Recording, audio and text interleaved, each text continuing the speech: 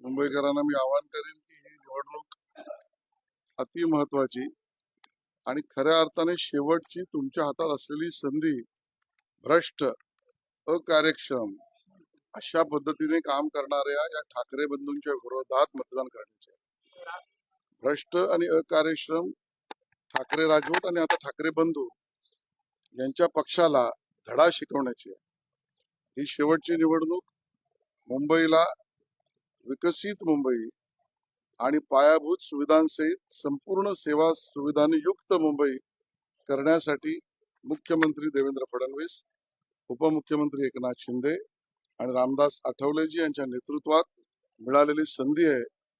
परिवर्तन ही नांदी आहे आणि यात मुंबईकर मतदान मोठ्या प्रमाणात तुम्ही करा, विकासाच्या बाजूने करा, मुंबईच्या बाजूने करा, एवढंच आवाहन मी करतो. मुंबईकरांचं आता ठरलंय आणि मुंबईकरांनी हेही ठरवलंय की आता थांबायचं नाही.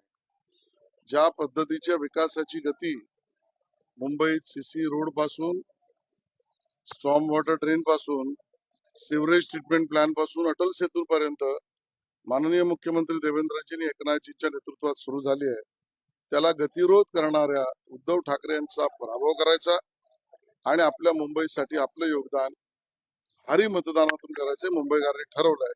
आणि त्यामुळे निकाल सुद्धा जो येईल तो महायुतीच्या विजयाचा महासुनामी येणार आहे, हे आपण उद्या पहा. राज ठाकरे म्हणतात मराठी माणूस जर उतरला नाही त्यांच्यासाठी शेवटची निवडणूक आहे, मुंबई तुमच्या हातात. मी सांगितलं त्यांच्या बुद्धी हा खेळ चालू आहे. जनतेमध्ये या पद्धतीचं आव्हान 2014लाही केलं, 17लाही केलं, हाती पराजयच मिळाला.